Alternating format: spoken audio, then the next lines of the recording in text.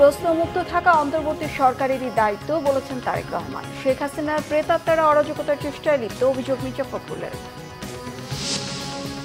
উপদেষ্টাদের সঙ্গে ছবি তুলে সুবিধা নিলে পুলিশে দেওয়ার নির্দেশ আসিফ নজরুলের। 15 বছরে 6,000-এর বেশি ক্রসফায়ার, বিচারের তাগিদ মানবাধিকার কর্মীদের। পার্বত্য চট্টগ্রামের সমস্যা সমাধানে সংলাপ চান বিশেষজ্ঞরা। কেবল সামরিক নয়, সামাজিক, রাজনৈতিক সহ বহুমাত্রিক সমাধানের পরামর্শ। ক্রাউন সিমেন্ট সংবাদ শিরোনাম দেখছিলেন, এবার বিস্তারিত। বিএনপির ভারপ্রাপ্ত চেয়ারম্যান তারেক রহমান বলেছেন, গণতান্ত্রিক যাত্রা ধরে রাখতে নির্বাচিত সরকারের কোনো বিকল্প নেই। আগস্ট মহাবিপ্লবের মর্যাদা দিতে ব্যর্থ হলে ইতিহাস কাউকেই ক্ষমা করবে না। ঝিনাইদহে গণতন্ত্র পুনরুদ্ধার আন্দোলনে শহীদদের সম্মানে বিএনপির গণসমাবেশ ভার্চুয়ালি বক্তব্যে তিনি একথা বলেন। নির্বাচনী রোডম্যাপ প্রকাশের দাবিও জানান তিনি। অন্তর্বর্তী সরকারের প্রতি সমর্থন ছিল, এখনও আছে জানিয়ে বলেন, তাদের আস্থাকে প্রশ্নহীন রাখার চ্যালেঞ্জ তাদেরকেই নিতে হবে। ঝিনাইদহ পায়রা চত্বরের সমাবেশ পরিণত হয় মহাসমাবেশে। সমাবেশে আরও বক্তব্য রাখেন বিএনপির জাতীয় নির্বাহী কমিটির খুলনা বিভাগীয় ভারপ্রাপ্ত সাংগঠনিক সম্পাদক অনিন্দ্য ইসলাম অমিত, তথ্য বিষয়ক সম্পাদক আজিজুল বাড়ি হেলাল, বিএনপির খুলনা বিভাগীয় সহ সাংগঠনিক সম্পাদক জয়ন্ত কুমার কুণ্ডু সহ অন্যান্যরা।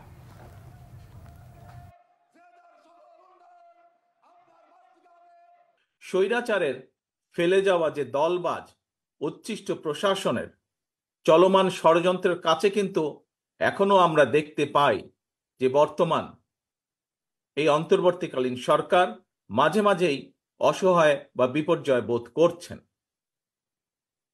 এর অবসান যদি না হয় তাহলে দেখা যাবে যে এদের বেড়াজালে আবদ্ধ বর্তমান অন্তর্বর্তীকালীন সরকার ছোট ছোট বিপর্যয়কে একসময় মহা বিপদ হিসাবে নিজেদের সামনে দেখতে পাবেন এবং স্বাভাবিকভাবেই তখন প্রতিকারের পথও হয়ে যাবে অত্যন্ত সংকীর্ণ। বৈদেশিক বিনিয়োগ, আন্তর্জাতিক বিশ্বের আস্থা, আন্তর্জাতিক সম্পর্ক, রাষ্ট্রের স্থিতিশীলতা, ব্যবসা বাণিজ্যে স্বস্তি, জনগণের নিরাপত্তা, দেশ এবং জনগণের যে উন্নয়নের ধারাবাহিকতা, তৃণমূল পর্যায়ে জনগণের নিরাপত্তা, প্রাত্যহিক সুবিধা সবকিছুই কিন্তু দিতে পারে একমাত্র জনগণ দ্বারা নির্বাচিত একটি সরকার। এদিকে বিএনপি মহাসচিব মির্জা ফখরুল ইসলাম আলমগীর বলেছেন, শেখ হাসিনা পালিয়ে গেলেও তার প্রেতাত্মারা শিল্প এলাকায় অরাজকতা সৃষ্টি করতে চাচ্ছে। গার্মেন্টস, ওষুধ কারখানা সহ বিভিন্ন শিল্প প্রতিষ্ঠানে ভাঙচুর, বিশৃঙ্খলা প্রতিরোধ, শিল্পাঞ্চলে শান্তিপূর্ণ বজায় রাখা ও শ্রমিক কর্মচারীদের বেতন নিয়মিত পরিশোধের দাবিতে গাজীপুরে শ্রমিক দলের জনসভায় তিনি কথা বলেন। বিকেলে গাজীপুর জেলা ও মহানগর শ্রমিক দলের উদ্যোগে কোনাবাড়ি ডিগ্রি কলেজ মাঠে জনসভায় তিনি আরও বলেন, শেখ হাসিনাকে আশ্রয় দিয়ে ভারত ভালো কিছু করেনি। তাদেরকে বলা হয়েছে গণহত্যাকারীকে আশ্রয় না দিতে, স্বাধীনতা রক্ষায় চোখ কান খোলা রাখা এবং ঐক্যবদ্ধ হয়ে সুন্দর দেশ গড়ে তুলতে সমস্ত রাজনৈতিক দলগুলোকে আহ্বান জানান মির্জা ফখরুল। এতে বিশেষ অতিথি ছিলেন বিএনপির স্থায়ী কমিটির সদস্য ডাক্তার AJM জাহিদ হোসেন। হাসিনা তো শুধু চলে যায় নাই তা না, সে পালাই গেছে না, তার যে প্রতাপটা ভূত, সেই ভূতগুলো এখন এই দেশের মধ্যে আছে। তারা ভুলতে পারে না, তারা এখানে যে চুরি চামারি দুর্নীতি লুট করে যে সাম্রাজ্য গড়ে তুলছিল, দেশের বাইরে সম্পদ পাঠিয়ে দিয়ে অসংখ্য সম্পদ তৈরি করছে, দেশের ভিতরে তারা বিরাট বিরাট বাড়ি ঘর তৈরি করে, খামার তৈরি করে, ব্যবসা বাণিজ্য তৈরি করে লুটে নিয়েছে পয়সা। ওই যারা করেছে তারা এটা ভুলতে পারে না। তারা ভাবে আবার যদি শেখ হাসিনাকে ফিরে আনতে পারতাম তা আবার লুট করতে পারতাম। এই গার্মেন্টস ফ্যাক্টরিগুলোকে যদি ক্ষতি করা যায় তাহলে বাংলাদেশের অর্থনীতি ঠিক থাকবে না। আর কারা করতে চায়? যারা জোর করে আবারও সেই লুটপাট করতে চায়, তাই না? আর সেই সঙ্গে আরো একটা শক্তি আছে, এটা বাইরের শক্তি। উপদেষ্টাদের সঙ্গে তোলা ছবি দেখে বা নাম ভাঙিয়ে অবৈধ সুবিধা আদায়ের অভিযোগ পাওয়া যাচ্ছে। এমনটা কেউ করে থাকলে তাদের পুলিশে ধরিয়ে দেওয়ার নির্দেশ দিয়েছেন আইন উপদেষ্টা ডক্টর আসিফ নজরুল। সকালে নিজের ফেসবুক পেজে লাইভে এসে এসব কথা বলেন আইন উপদেষ্টা। আমি সরকারে আসার আগে এবং এরপরে বহু মানুষ আমার সাথে ছবি তুলে রিকোয়েস্ট করে, অনেক করে ছবি তুলে। সরকারে আসার আগে এমনও হয়েছে, বহু প্রোগ্রামেও গিয়েছি, অনেকে ছবি তুলেছে। এখন আমাকে কেউ কেউ জানিয়েছে এই সমস্ত ছবি দেখিয়ে কেউ কেউ অবৈধ সুবিধা আদায়ের চেষ্টা করছেন এবং কেউ কেউ নাকি বিভিন্ন কথা বলে চাঁদা আদায়েরও চেষ্টা করছেন। এগুলো আমি শুনেছি, সত্য মিথ্যা জানি না। আমি এটা তীব্র প্রতিবাদ করছি। যারা এই সমস্ত কর্মকাণ্ড করছে বা করার চেষ্টা করছে, আপনারা তাদেরকে পুলিশে ধরিয়ে দিবেন, মামলা করবেন, মামলার কপি আমার ফেসবুকে পাঠিয়ে দিবেন, আমার যে ফ্রেন্ডদের পেজ আছে সেখানে পাঠিয়ে দিবেন, এবং অবশ্যই আমি চেষ্টা করব এটার বিরুদ্ধে ব্যবস্থা নেওয়ার জন্য। ক্রসফায়ারের নামে গেল 15 বছরে 6,000-এরও বেশি মানুষকে হত্যা করা হয়েছে। এসবের সুষ্ঠু তদন্ত করে বিচারের আওতায় আনার পরামর্শ মানবাধিকার কর্মীদের। গুম খুনের তদন্তে কমিশন করা হলেও বিডিআর হেফাজত এবং বৈষম্য বিরোধী ছাত্র জনতা গণহত্যার কমিশন কেন করা হবে না জানতে চান বিশিষ্টজনেরা। আরও জানাচ্ছেন মামুন আব্দুল্লাহ। গণতান্ত্রিক পুনর্গঠনের জন্য সংলাপের দ্বিতীয় আয়োজন করে centre for governance studies CGS. এবারের আয়োজনের বিষয় ছিল মানবাধিকার, যেখানে আলোচনায় উঠে আসে বিগত সরকারের আমলে গুম খুনের নানা রোমহর্ষক বর্ণনা। বক্তারা বলেন, বিভিন্ন সময় নির্যাতনের বিচার না হওয়ার সংস্কৃতি অপরাধ প্রবণতা বাড়িয়েছে। এ সময় সব গণহত্যার সুষ্ঠু বিচারে স্বাধীন গণহত্যা কমিশন গঠনের দাবি জানান আলোচকরা। 15.5 বছর আমাদের যে অত্যাচার হয়েছে, এটার প্রত্যেকটা প্রোটেকশন ভাই আমাদের আইনে আছে। এটার প্রত্যেকটা প্রোটেকশন আমাদের পুলিশের দেওয়ার কথা। এখন পুলিশ 2009-এর পর ব্যাজে নৌকা লাগিয়ে কি করছে, এইটা তো ভাই আইনের দোষ না, এটা প্রয়োগের দোষ। তাহলে পিলখানা গণহত্যার পাবলিক কমিশন দরকার, ইমিডিয়েটলি করা দরকার। হেফাজতের গণহত্যা নিয়ে কোনো তদন্ত কমিশন হচ্ছে না কেন? আর ফোর্থ গণহত্যা, জুলাই আগস্ট নিয়ে গণহত্যা নিয়ে আমাদের কোন কমিটি করা হয়নি। ভোটাধিকার মানবাধিকার, এর থেকে বড় মানবাধিকার কিছু নাই। আলোচনায় উঠে আসে ক্রসফায়ারের নামে বিচার বহির্ভূত হত্যাকাণ্ডের নির্মমতার কথা। বলা হয়, বিগত 15 বছরে শুধু র্যাবের ক্রসফায়ারেই হত্যা করা হয় 6,000-এর বেশি মানুষকে। বর্তমান সময়ে বাহিনীটির প্রয়োজনীয়তা নিয়েও কথা বলেন আলোচকরা। যেই ডিজিএফআই তে আয়নাঘর রয়েছে, যেই ডিজিএফআই তে জয়েন্ট ইন্টারোগেশন সেল রয়েছে, তাকে আপনি কি ব্যবস্থা নিয়েছেন? গত 2 মাসে তার কি সংস্কার হয়েছে? 2-2.5 কোটি টাকার বিনিময়ে নারায়ণগঞ্জে 7 জন মানুষকে হত্যা করেছে। এর একটি ঘটনাই তো যথেষ্ট র্যাবকে বিলুপ্ত করার জন্য। ক্রসফায়ার মানে তো দুই পক্ষের গোলাগুলি। এখানে আসলে দুই পক্ষের গোলাগুলি ছিল না, কোট আনকোট এটা ছিল ঠান্ডা মাথায় হত্যাকাণ্ড। এবং সংখ্যাটা যদি শুনতে চান আমার কাছে, আমার ধারণা 6,000-এর উপর ক্রসফায়ারের শিকার গত 15 বছরে। এ সময় অন্তর্বর্তী সরকার পরিচালনার রোডম্যাপ স্পষ্ট করার কথা বলেন বক্তারা। 6 কমিশনের কার্যক্রম জাতির সামনে তুলে ধরারও দাবি জানান তারা। উপদেষ্টা অবসরপ্রাপ্ত brigadier general doctor M Sakhawat Hossain বলেন, 6 কমিশনের সুপারিশের পরেই দেওয়া হবে রোডম্যাপ। আমরা বারবার বলছি, আপনারা একটা রোডম্যাপ দেন, কি করতে চান আমাদেরকে বলেন, আমাদের সাথে শেয়ার করেন। ডেকেছে আমাদেরকে 6 জনকে দেওয়া হয়েছে যারা সংস্কারটা করবেন, তারা নিজেরাও একটা রোডম্যাপ দেবেন, কিন্তু কি কি করবেন, কবে কবে শেষ হবে, সেটার বেস করে একটা রোডম্যাপ হবে। আমরা যখন আন্দাজে দিয়ে দিই যে উনি এটা করবেন, এটা করতে 6 মাস, ওটা করতে 3 মাস, এটা হয় না। ছাত্র জনতা গণহত্যায় পুলিশের ব্যবহৃত অপরিচিত কিছু অস্ত্র কোথা থেকে এলো, এ নিয়ে তদন্ত করা হবে বলেও জানান উপদেষ্টা। মামুন আব্দুল্লাহ, বাংলা ভিশন, ঢাকা। পার্বত্য চট্টগ্রামের সমস্যা সমাধানের জন্য সংলাপের প্রয়োজন আছে বলে মনে করেন বিশেষজ্ঞরা। শুধু সামরিকই নয়, সামাজিক, রাজনৈতিক, সাংস্কৃতিক সহ বহুমাত্রিক সমাধানের পরামর্শ দেন তারা। সব দল এবং গোষ্ঠীকে নিয়ে মতবিনিময় সভা করার পাশাপাশি শান্তি ফিরিয়ে আনতে পার্বত্য শান্তি চুক্তি পুনর্মূল্যায়নের দাবি জানান বক্তারা। শুভ মাহফুজের রিপোর্ট। দেশের পার্বত্য অঞ্চলে এ মাসে সংঘটিত ঘটনা ও প্রাণহানিতে উদ্বেগ ছড়িয়েছে সারা দেশে। ওই অঞ্চলের নিরাপত্তা বিশেষ গুরুত্বপূর্ণ হয়ে উঠেছে সরকারের কাছে। বিভিন্ন শ্রেণী পেশার বিশিষ্টজনরাও পার্বত্য অঞ্চলের নিরাপত্তা নিয়ে বিভিন্ন সময় উদ্বেগ প্রকাশ করেছেন। পার্বত্য চট্টগ্রামের বর্তমান পরিস্থিতির মূল্যায়ন এবং উত্তরণে প্রয়োজনীয় সম্ভাব্য পদক্ষেপসমূহ বিষয়ে আলোচনা সভার আয়োজন করে অবসরপ্রাপ্ত সামরিক কর্মকর্তাদের সংগঠন rava research and study forum. সভায় অংশ নেয়া সাবেক সেনা কর্মকর্তাদের অভিযোগ, পার্বত্য অঞ্চলের বর্তমান অস্থিতিশীল পরিস্থিতি পরিকল্পিত, স্বার্থান্বেষী মহলের ইন্ধনেই এই পরিস্থিতির জন্য দায়ী। আমি নিজেই ভয়ে ছিলাম 5 তারিখের পরে, এবং অনেককে আমি বলেছি, আমাদের পার্বত্য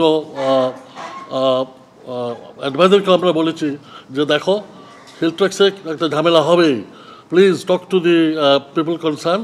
আমরা নজরদারি বাড়াই, আমরা একটু সুপারভিশন বাড়াই, ইন্টেলিজেন্স বাড়াই। দেশের এই পরিবর্তিত পরিস্থিতিতে স্বার্থান্বেষী মহল বিভিন্ন ক্ষেত্রে বিভিন্নভাবে সরকারকে বিপদে ফেলার চেষ্টায় আছে, এবং এরকম একটা চেষ্টা যে পার্বত্য চট্টগ্রামে হতে পারে এটা সহজেই অনুমিত ছিল। এই মুহূর্তে যেটা দরকার, একান্ত ফ্রেন্ডলি উপায়ে ওইখানে তাদের সাথে মার্চ করে, তাদের সাথে সমঝোতার মাধ্যমে তাদের সাথে মিশে যেতে হবে, মিশে গিয়ে তাদেরকে বুঝাতে হবে। সমাধান হলো ইমপ্লিমেন্টেশন অফ 1997 এই অ্যাক্টটাকে, যে আমরা যে সমঝোতা হয়েছে, বিনা দ্বিধায় আমাদেরকে এইটা ইমপ্লিমেন্ট করতে হবে। পার্বত্য অঞ্চলে সামগ্রিক উন্নয়ন না হওয়াকে এই সমস্যার জন্য দায়ী করে সমস্যা সমাধানে সংলাপের পাশাপাশি ভূমি সংস্কার সহ সেখানকার সব ধরনের সংস্কার করার পরামর্শ দেন বিশেষজ্ঞরা। অনতিবিলম্বে পার্বত্য চট্টগ্রাম নিয়ে সংলাপ হওয়া উচিত। একটি কথা মনে রাখতে হবে, বাংলাদেশের 10 ভাগের 1 ভাগ। এই এলাকা খনিজ সম্পদ সমৃদ্ধ, সুতরাং স্ট্র্যাটেজিক্যালি ভেরি ইম্পর্ট্যান্ট। সামরিক নয়, রাজনৈতিক নয়, বরং পার্বত্য চট্টগ্রামে প্রয়োজন বহুমাত্রিক সমাধান। তত্ত্বাবধায়ক সরকার যেহেতু বিভিন্ন বিষয়ে সংস্কারে হাত দিয়েছে, তারা অনেক কিছু পুনর্গঠন করছেন। আমরা আশা করব পার্বত্য চট্টগ্রামের মতো একটি স্পর্শকাতর, ভূ রাজনৈতিক কৌশলগত গুরুত্বপূর্ণ এবং নিরাপত্তার দিক থেকে অত্যন্ত তাৎপর্যপূর্ণ এলাকার উপরে এই কৌশলগত নীতি প্রণয়নের জন্য একটি কমিটি গঠন করা হবে। এই ক্রান্তিকাল থেকে উত্তরণের জন্য সাবেক সেনা কর্মকর্তারা যে কোনো সহযোগিতা করতে প্রস্তুত বলে জানান রাওয়াত চেয়ারম্যান। সেনাবাহিনীর সদস্য যারা চাকরিরত আছেন এবং আমরা যারা রিটায়ার্ড আছি, আমরা এক সূত্রে গাঁথা পার্বত্য চট্টগ্রামের ব্যাপারে, এবং পার্বত্য চট্টগ্রাম আমাদের অবিচ্ছেদ্য অংশ। এটা যেন এখানে সবাই থাকবে, সবার অধিকার থাকবে। সভা থেকে বর্তমান অন্তর্বর্তীকালীন সরকারকে সার্বিকভাবে সহায়তাকরণের লক্ষ্যে বিদ্যমান পার্বত্য পরিস্থিতির উপর সম্ভাব্য সুপারিশ তুলে ধরেন বক্তারা। শুভ মাহফুজ, বাংলা ভিশন, ঢাকা। নিউ ইয়র্কে জাতিসংঘের সাধারণ পরিষদের অধিবেশন শেষে দেশের পথে প্রধান উপদেষ্টা ডক্টর মোহাম্মদ ইউনূস। সফরকালে মার্কিন প্রেসিডেন্ট জো বাইডেন সহ 12টি দেশের সরকার ও রাষ্ট্রপ্রধান এবং বিভিন্ন আন্তর্জাতিক সংস্থার প্রধানের সঙ্গে সাক্ষাৎ করেছেন তিনি। অধিবেশনের সাইড লাইনে করেছেন 40টি উচ্চ পর্যায়ের বৈঠক। ডক্টর ইউনূসের এই কর্মযোগ্য বাংলাদেশের সঙ্গে আন্তর্জাতিক বিশ্বের অর্থনৈতিক, কূটনৈতিক সম্পর্ক ও অংশীদারিত্বকে এগিয়ে নেবে বলে আশাবাদী বিভিন্ন মহল। রকুনুজ্জামানের রিপোর্ট। জাতিসংঘের সাধারণ পরিষদের ৭৯তম অধিবেশনে যোগ দেওয়া বিশ্ব নেতাদের স্বাগত জানাতে মহাসচিব আন্তোনিও গুতেরিসের সংবর্ধনায় যোগ দেওয়ার মধ্য দিয়ে ২৪ সেপ্টেম্বর যুক্তরাষ্ট্র সফর শুরু করেন অন্তর্বর্তীকালীন সরকারের প্রধান উপদেষ্টা অধ্যাপক মোহাম্মদ ইউনূস। প্রথম দিনেই মার্কিন প্রেসিডেন্ট জো বাইডেনের সঙ্গে বৈঠকে নির্বাচন, গণতন্ত্র সহ সব ধরনের কাজে অধ্যাপক মোহাম্মদ ইউনূস নেতৃত্বাধীন অন্তর্বর্তীকালীন সরকারকে পূর্ণ সমর্থনের কথা জানান মার্কিন প্রেসিডেন্ট জো বাইডেন। আশ্বাস দেন সব রকমের সহযোগিতার। এই সফরে কানাডা, ইতালি, নেদারল্যান্ড, দক্ষিণ আফ্রিকা, পাকিস্তান, নেপাল সহ প্রায় 12 দেশের সরকার ও রাষ্ট্রপ্রধানের সাথে বৈঠক করেন মোহাম্মদ ইউনূস। বাংলাদেশের এই সন্ধিক্ষণে আমরা তো একটা ডিফিকাল্ট টাইম পাস করছি, এই সময়তে এই ধরনের একটা সমর্থন, এটার অনেক মূল্য আছে। A friend in need is a friend in deed, আমরা শুনেছি। তো কাজেই আমাদের এই সময়তে মার্কিন যুক্তরাষ্ট্রের মতো একটা বন্ধুরাষ্ট্র এবং তার সরকার প্রধান, আমাদের সরকার প্রধানকে তার সমর্থনের কথা জানানো, বাংলাদেশের পাশে থাকবার কথা বলা, এগুলো আমি মনে করি যে একটা মেসেজ ওয়াইজ এটা খুবই একটা গুরুত্বপূর্ণ মেসেজ। সরকার প্রধান আজ পর্যন্ত কোনো মার্কিন প্রেসিডেন্টের সঙ্গে কোনো সাক্ষাৎ এভাবে পায়নি বলতে পারে। আর 2 নম্বর, মিটিংয়ের যে বডি ল্যাঙ্গুয়েজটা, যেভাবে বাইডেন তাকে ইয়ে করছিল, কোলাকুলি করছিল, এটা একটা মেসেজ শুধু বাংলাদেশের জনগণের জন্য এবং যারা বাংলাদেশকে ডিস্টেবিলাইজ করতে চেষ্টা করছে তাদের জন্য। বিশ্বব্যাংক প্রেসিডেন্ট, IMF এর ব্যবস্থাপনা পরিচালক, মানবাধিকার কমিশন, মার্কিন পররাষ্ট্রমন্ত্রী, চীনা পররাষ্ট্রমন্ত্রী, জাতিসংঘের শরণার্থী বিষয়ক হাই কমিশনারের সাথে বৈঠক সহ অধিবেশনের সাইডলাইনে 40টিরও উচ্চ পর্যায়ের বৈঠকে অংশ নেন প্রধান উপদেষ্টা। এসব বৈঠকে $3 বিলিয়ন বিশ্বব্যাংকের সহযোগিতা সহ নতুন সরকারকে সংস্কারের পূর্ণ সমর্থন ও সহযোগিতার প্রতিশ্রুতি আদায় করেন অধ্যাপক মোহাম্মদ ইউনূস। বাংলাদেশের এই সংস্কার কার্যক্রমে যাদের যাদের সাহায্য দরকার, যাদের কাছ থেকে আমরা সহযোগিতা পেতে পারি, তাদের সকলকে কিন্তু ওখানে পাওয়া গেছে এবং সকলের সাথেই মিটিং হচ্ছে। এতে করে এই যে সংস্কার কার্যক্রম এটা একটা বড় চ্যালেঞ্জ, কিন্তু নিঃসন্দেহে চ্যালেঞ্জ এবং আমাদের ভবিষ্যতের খুঁটি বলতে পারেন বা ভিত্তি বলতে পারেন।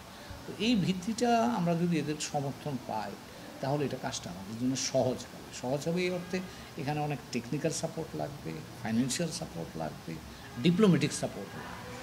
জলবায়ু ও রোহিঙ্গা সমস্যা সমাধানে বিশ্ব নেতাদের দৃষ্টি আকর্ষণেও জাতিসংঘের সাধারণ পরিষদ অধিবেশনের এই সফরে উল্লেখযোগ্য তৎপরতা ছিল প্রধান উপদেষ্টার। UN Secretary General may convene an all-stakeholders conference on the Rohingya crisis as soon as possible. The conference should review the overall situation of the crisis and suggest innovative and forward-looking ways out. সফরের শেষ দিনে সাধারণ পরিষদ অধিবেশনে প্রায় 1.25 ঘন্টার ভাষণে নতুন বাংলাদেশ গড়তে বিশ্ব নেতাদের পাশে থাকার আহ্বানও জানান অধ্যাপক ইউনূস। বিশ্ব সম্প্রদায়কে আমাদের নতুন বাংলাদেশের সঙ্গে সম্পৃক্ত হওয়ার উদাত্ত আহ্বান জানাচ্ছি। রকুনুজ্জামান, বাংলা ভিশন, ঢাকা। ঢাকা সেনানিবাসে বৃক্ষরোপণ কর্মসূচির উদ্বোধন করেছেন সেনাপ্রধান জেনারেল ওয়াকারুজ্জামান। পরিবেশ সুরক্ষায় গাছ লাগানোর উপর জোর দেন তিনি। সকালে আসিয়ান ঢাকা কমিটির উদ্যোগে এই বৃক্ষরোপণ কর্মসূচির আয়োজন করা হয়। এ সময় সেনাপ্রধান বলেন, বৃক্ষরোপণের মাধ্যমে পরিবেশ রক্ষায় আসিয়ানভুক্ত দেশগুলো একসাথে কাজ করবে। অনুষ্ঠানে উপস্থিত ছিলেন আসিয়ান ঢাকা কমিটির প্রতিনিধি বাংলাদেশে নিযুক্ত ব্রুনাইয়ের হাই কমিশনার হারিস বিন উতমান, ইন্দোনেশিয়ার রাষ্ট্রদূত হিরু হার্তান্তো সুবোলো, মালয়েশিয়ার হাই কমিশনার হাজনা মোহাম্মদ হাশিম সহ আসিয়ানভুক্ত দেশগুলোর কূটনীতিকরা। কুর্মিটোলা গলফ ক্লাবের ভাইস প্রেসিডেন্ট, উচ্চপদস্থ কর্মকর্তারা উপস্থিত ছিলেন এ সময়।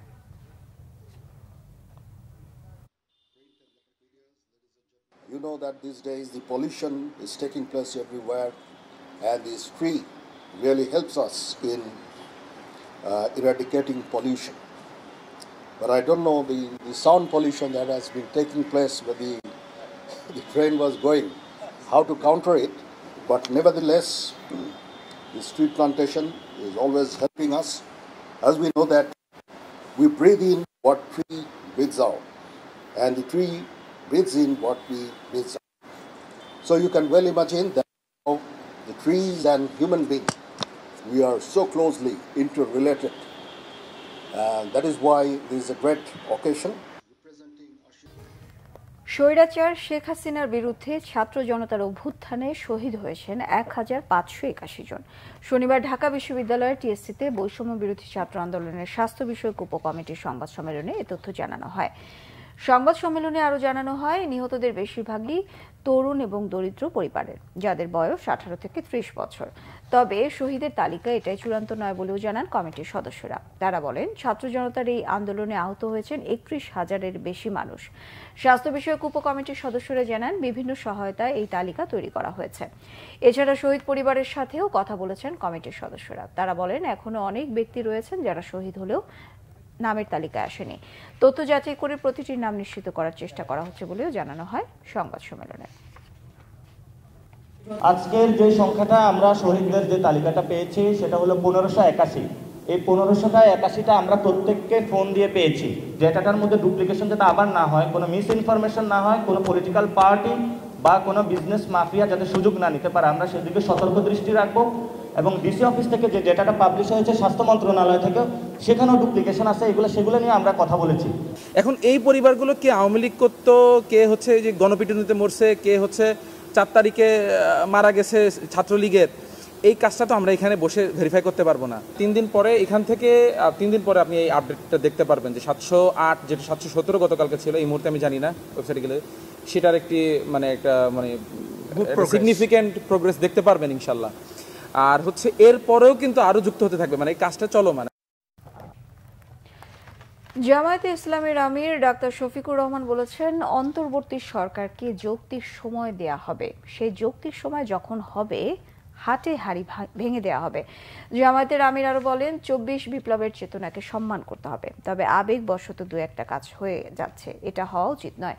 আবেগের বশে অন্তর্বর্তী সরকার যেন জাতির প্রত্যাশার বাইরে কাজ না করে। সকালে চুয়াডাঙ্গায় সমাবেশে তিনি এসব কথা বলেন। ঐক্যবদ্ধ সমাজ গড়ে তোলার তাগিদ দেন ডাক্তার শফিকুর রহমান। আর বলেন, কোনো বিভক্তি নয়, ঐক্যই হোক এই জাতির সৌন্দর্য ও শান্তির প্রতীক। ভারত বিষয়ে কিছু বলতে চাননি এ সময় জামায়াতের চেতনাকে তারা যেন ধারণ করেন, 24 বিপ্লবের চেতনাকে তারা যেন সম্মান করেন, আমরা তাদের কাছে সেইটুকুই আশা করি। তবে আবেগবশত মাঝে মধ্যে দুই একটা জিনিস হয়ে যাচ্ছে, এটা হওয়া উচিত নয়। কি হয়ে যাচ্ছে আপনারা এটা বুঝেন, আমি সবকিছু ভেঙে বলতে চাচ্ছি না। যে যৌক্তিক সময় পর্যন্ত আপনারা সেটা তো আগে থেকেই বলতেছি। মানে যৌক্তিক সময়টা আসলে কতটুকু? হ্যাঁ, যৌক্তিক সময়েরও হাড়ি মানে হাটে আমরা ভেঙে দিব, দেরি করবো না ইনশাল্লাহ। সংবাদ শেষ করবো ক্রাউন সিমেন্ট সংবাদ শিরোনামগুলো আরো একবার জানি। প্রশ্নমুক্ত থাকা অন্তর্বর্তী সরকারেরই দায়িত্ব বলেছেন তারেক রহমান। শেখ হাসিনার প্রেতাত্মারে অরাজকতার চেষ্টায় লিপ্ত অভিযোগ মির্জা ফখরুলের। উপদেষ্টাদের সঙ্গে ছবি তুলে সুবিধা নিলে পুলিশে দেওয়ার নির্দেশ আসিফ নজরুলের। 15 বছরে 6000-এর বেশি ক্রসফায়ার, বিচারের তাগিদ মানবাধিকার কর্মীদের।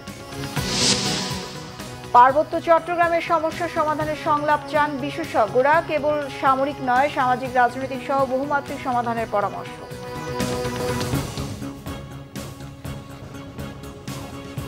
এই ছিল এখনকার মতো। পরের সংবাদ রাত 10:30টায় দেখার আমন্ত্রণ রইল। এর আগে 9টায় থাকছে নিউজ 20। এছাড়া বাংলা বিষয় সংবাদ ও সংবাদ সংশ্লিষ্ট অনুষ্ঠান দেখতে ভিজিট করুন www.bbnews24.com ও facebook.com/banglavishanews। সাবস্ক্রাইব করুন youtube.com/banglavishanews। সঙ্গে থাকায় ধন্যবাদ সবাইকে।